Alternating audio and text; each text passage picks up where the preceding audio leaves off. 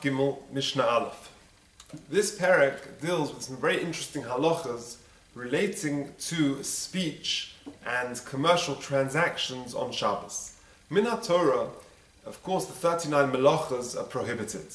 But in addition to that, Chazal made certain restrictions, certain safeguards, which very much changed the whole nature of Hilchas Shabbos. But in addition, based on a famous pasuk in Yeshaya, which says that the Novi tells us that a person should hold back from fulfilling his own personal wants, desires on Shabbos, v'daber dovo, and he's restricted in talking about forbidden things on Shabbos. Now these two phrases, v'daber dovo, have a body of halacha relating to them about what one can and cannot do vis-a-vis speech and indeed actions on Shabbos. So for example, will restrict any sort of commercial transaction, buying, selling, weighing, counting, measuring, all these activities. The Daber Dova will restrict certain speech on Shabbos. And there are a lot of halachas relating to this, and Mr. Hashem will encounter them as we proceed through this period. So the Mishnah begins as follows. Shoel Adam mechaveirei. A person is allowed to borrow from his friend kade yayin, pitchers, jugs of wine, the kade shemen, and jugs of oil, ubilvad sheilo yoima loy halveini. So that's allowed so long as the borrower doesn't use that phrase halveini, lend me this item. Because Chazal were worried if a person says halveini, as soon as you mention the word halva alone, then that violates the principle of Mitzvah Chefzechon, the Daber Dova. You're talking about loans on Shabbos, and we're worried that the lender might come to write something down. If, however, he says Hashileni, an expression of she'ela, of borrowing, that would be okay. So in other words, the Mishnah is telling us that you mustn't say Halveni, but Hashileni, the lashon of she'ela, shoel, that would be okay. What exactly is the difference? Halva, she'ela, they seem quite similar. Borrowing, lending, it seems very, very similar. So what exactly is the difference? So the Bar Tanura explains along the following lines. Says the Bar Tanura, the halva is the first Bar Tanura. The halva is man meruba. A halva generally is longer term. Mashma. V'kaimelon, and we've established stam halva shloshim yom, that if you don't specify how long you want to borrow the item for, then a stam halva, a general halva, the default situation is that it will last shloshim yom, for 30 days. Hilkach osi malva lichtov al pinkosoi. And therefore, since it's for a fairly substantial amount of time, there is a concern that the malva will write down that so-and-so borrowed this from me. Kach v'kach chilvesi leploini, such and such I lent to ploni kadesh lo yishkach, that he shouldn't forget. That is the problem with the halva. A she'ela, on the other hand, is short-term. A she'ela is going to be short, and therefore the shoel, the borrower, is actually required to pay back as soon as the fellow asks for it, unless, of course, you make a different arrangement. But a stam she'ela is going to be short-term, and you have to give the item back as soon as the lender requires you to do so. That is how the Bar Tanura explains, and in truth, this Bar Tanura is based on the Mahalach of Rashi. Rashi in the Gemara makes this distinction between halva, which is longer term, and she'ela, which is short term.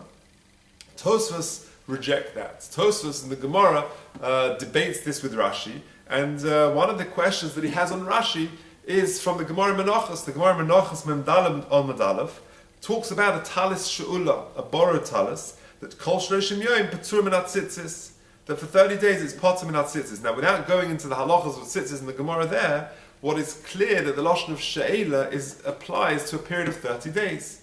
So therefore Tosfos rejects Rashi's pshat, and Tosfos comes up with a different chiluk, a different distinction between a she'ela and a halva. What is the difference?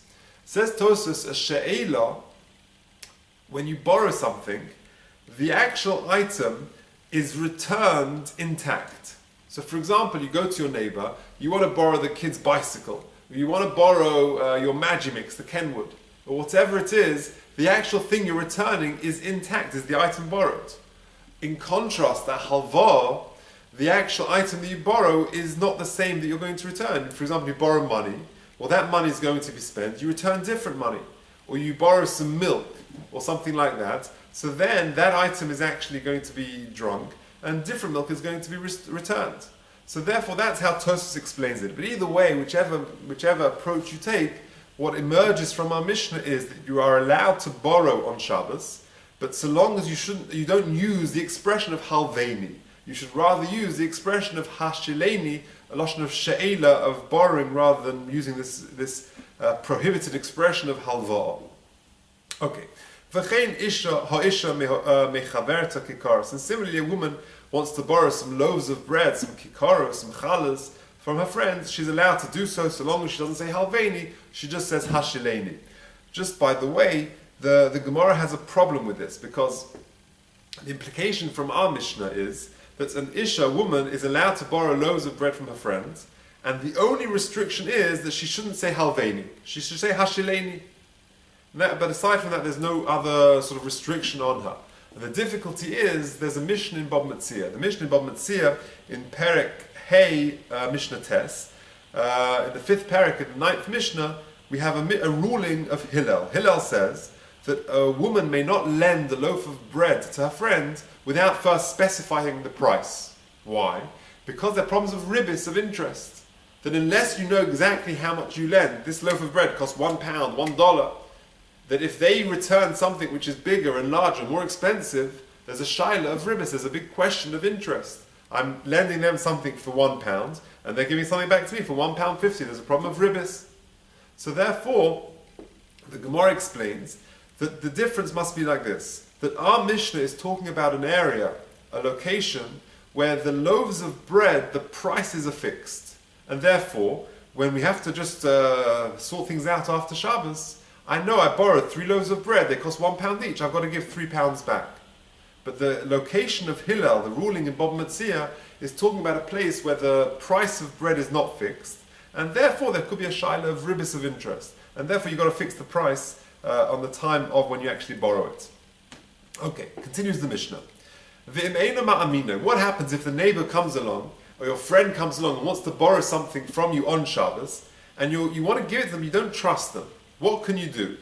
Says the Mishnah, Maniach talisoi etzloi, you are allowed to take hold of their cloak and keep it as a security. So the malva can hold on to this talis.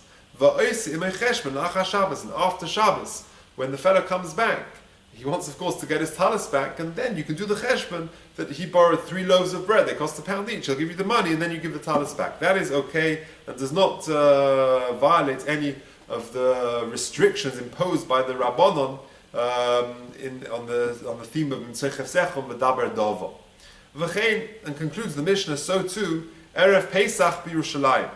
If Erev Pesach, the day before Pesach, falls on a Shabbos, shechol yos b'Shabbos, and a person is in a bit of a quandary because he hasn't yet got his Korban Pesach. So Pesach, the first day Pesach is a Sunday, and it's now Shabbos. The guy has got to offer up his Korban Pesach on Shabbos, on the date, on Erev Pesach. But he hasn't got a Korban, so what should he do? So he wants to borrow an animal from his friends and use that as his Korban Pesach. But again, the friend doesn't trust him. So says the Mishnah, Maniach talisoi etzloi, I can give my talis to this malveh, v'noiteles pischa, and then I'll take my animal, and then after Yontav, I'll go back to him and say, look, the animal costs X amount, here's the money, and then I'll get my talis back, the security will go back to me. Notably, the Mishnah says, we can make a reckoning with him, la'acha Yontav, after Yontav.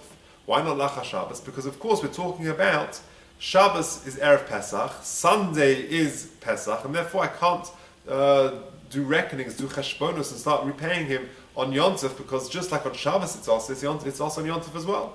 So therefore it says la'acha Yontav on Monday, on Chol HaMoed, then I can deal with the cheshbon, I can reckon with the fellow afterwards. One final point, and that is that ordinarily you're not allowed to be magdish an animal on Shabbos. And of course here he's going to have to do that, because when you take this Korban Pesach, you borrow this Korban Pesach from your friend, you're going to have to take the Korban Pesach and be magdish it, and sanctify it, and dedicate it for Kodesh purposes. Now, ordinarily you're not allowed to do that on Shabbos, because that smacks of a transaction. It goes from my rishus to the rishus of Bedek Habayis or the Reis HaMikdash, of Kedusha, whatever you want to call it.